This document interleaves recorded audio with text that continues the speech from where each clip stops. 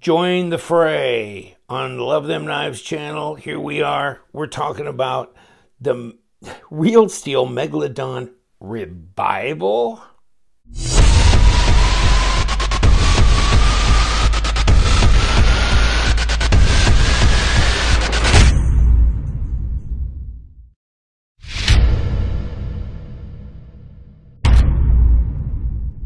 Alrighty then. Let's talk about the Real Steel Megalodon revival. It's a compromise knife.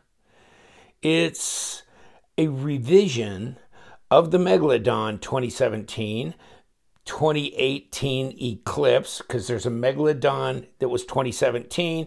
It was full titanium, M390 steel blade, and then this Carson design, same as this one.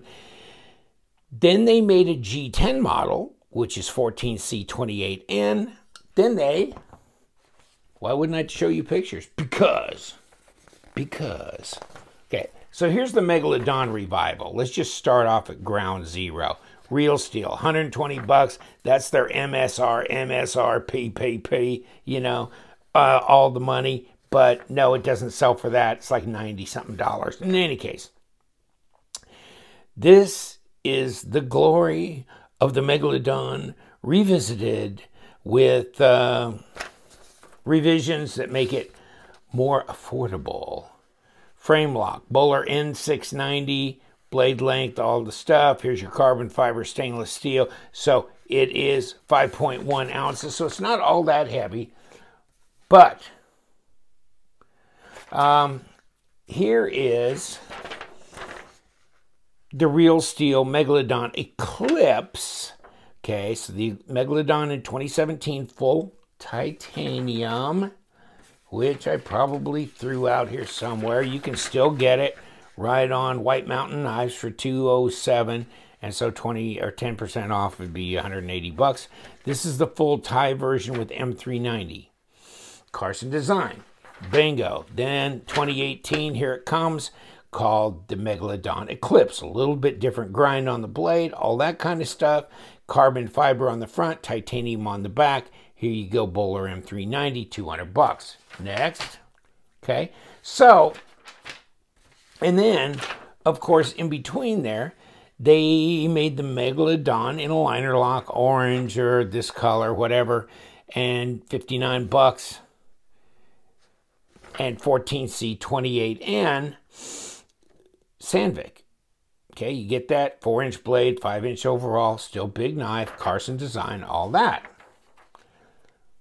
Then, and I don't mean to be, you know, hateful or anything, but okay, so I'm sitting around in the decision room at Real Steel in China, and I'm going, okay, so we made the full titanium version.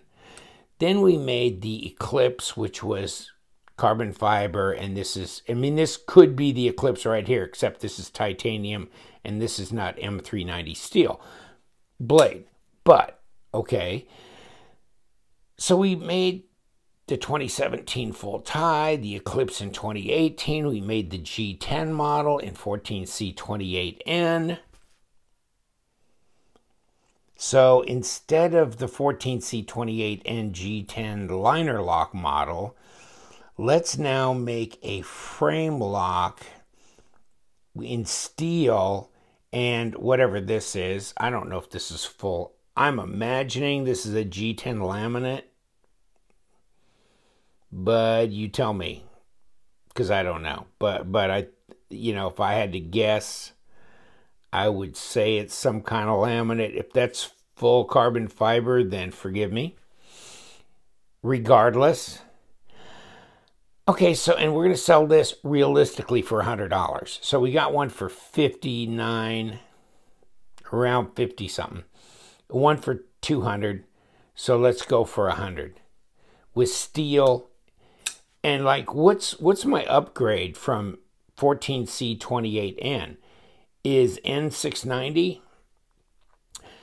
I know the Europeans really like this kind of steel and stuff, but I don't think the USA buyers really understand Bowler N690 and really care that much to pay another whatever to get that over a 14C28 in Sandvik. So that's my question, my friend. It really is. Big knife. But I'm not sure I'm getting the total idea of where this comes into the marketplace. So it's $100. To me, it's no better than a Sandvik steel. So okay, and then it, if that's a laminate, and then it's a steel. So there's knives around that might be in the 60, 70. I don't know if I want to pay $100 for it. First of all, personally, I don't do this. I don't do this anymore. I don't know why. It's like painting half of a car. I want this thing to match. And there's people that put inserts of whatever on frame locks. It happens all the time. The Wee Zephyr and all the knives that are out now. Not all of them, but a great deal of them now have some kind of matching or symmetry that goes on here rather than this front-back deal. I don't like this. That's why the Real Steel Eclipse, Megalodon Eclipse, did not hold my attention. Give me the full tie version. Let me pimp it, do things. But I don't need a big slab of something, and then let's pick a whole different material to do the back with. I don't get it. I don't need it. Benchmade, of course, has the axis locks, so I don't know, and then everybody's got liner locks and other kinds of things and or inlays on the other side, bolster locks, things. No. So I don't dig this at all. I think just a novice looking at this knife would go, what happened? They run out of material. So I'm not digging it, okay? And I don't need to have a frame lock. Well, if you're going to do a frame lock, well, I don't need a frame lock, okay? So don't need it. I like knives that look the same on both sides. Just me. So first of all, because I can get the $59 version that looks the same on both sides, liner lock, and it's the same size. And to me, steel that is fine enough, Okay, so in any case, let's see what we got. Well, not quite 4 inches, but, well, it's, about a hair's breadth shy of that. 8 3/4, 22 centimeters, so about 100 millimeter blade. It's a big knife. It's a big knife. Let's throw out the PM2 and do a little comparison. It's a bigger knife. Not a lot bigger, but it's a bigger knife than the Paramilitary 2. And a lot heavier. So you go, okay, so I don't want this G10 knife with Sandvik steel. Let's put a steel frame on here. Oh, and by the way, let's not weight relieve it. Okay, it is.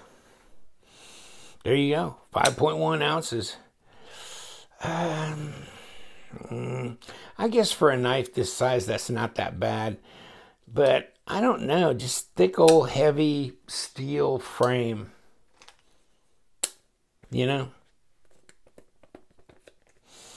Just not turning me on. Megalodon, Real Steel, Megalodon Revival. They got some other things in the works and some new other releases that are a little bit more exciting than this. Don't know why they had to revisit this one over again. I'm not sure where they're making up the ground. Now, actually, let me say, it's centered up, no blade play, no lock rock. The action on this is really good. I mean, I took it apart. Like I said, I took it apart. Here's the bearings. There is a steel washer in here. Otherwise, you'd see the D shape on the outside. You can't under here, but under here, there's a D shape there. So it keeps the pivot from, or it keeps everything from spinning. And there's a washer there, of course, because you're up against that laminate or carbon fiber or whatever it is. So there you go. There's your bearings and there's your screws. And back in here, of course, is your lanyard hole. Okay. And your standoffs. I mean, I like the design.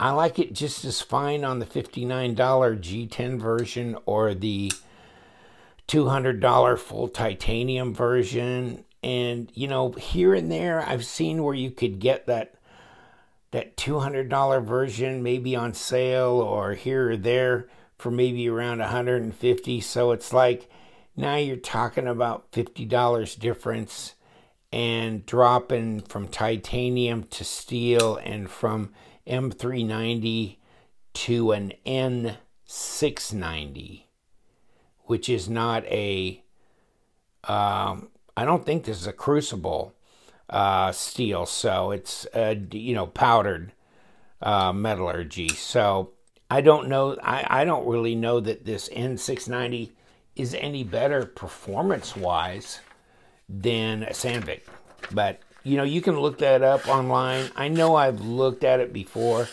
It's sharp out of the box. So yeah, I mean, this just doesn't turn me on. And of course, all these real steel knives, even if you get that $50 one, they come in a nice box and they come in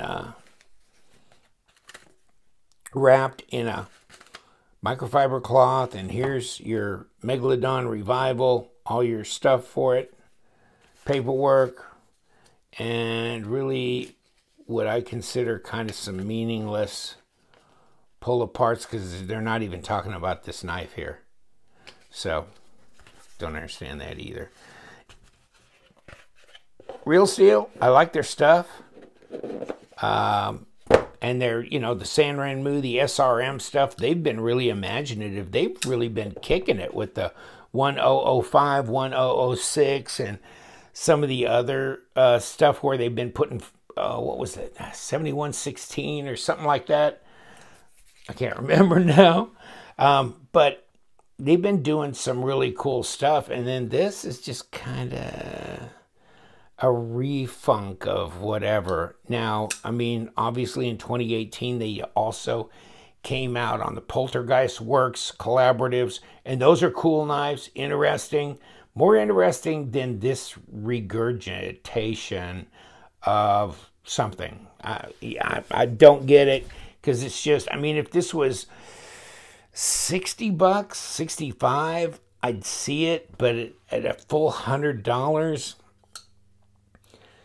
a steel frame with a laminate and an N690, or even if that's real carbon fiber, I still don't dig the War of the Worlds thing here, and I just, nah, not for me. But it's smooth, it cuts well, obviously like the other Megalodon Carson designs, it's comfortable in the hand, and reverse grip's good, I get that. The fit and finish is good on this knife. Just not feeling it. Wish they would have done something else and kind of leave this alone. Maybe going forward, they'll finally have said their final prayers over this design. Not that they shouldn't continue to make the Eclipse or the original full tie version, but this and the G10 version, I think we're done. I think we're done. We can move on now. For God's sake. All right, I'm going to let you go. Flanagan, what do you think? You're in a bad mood. Don't want to be around you. Hey, I'm not feeling it. Not right now. Take care, buds. Thanks for hanging out. You know what we do around here. We love them knives, so you guys stay sharp.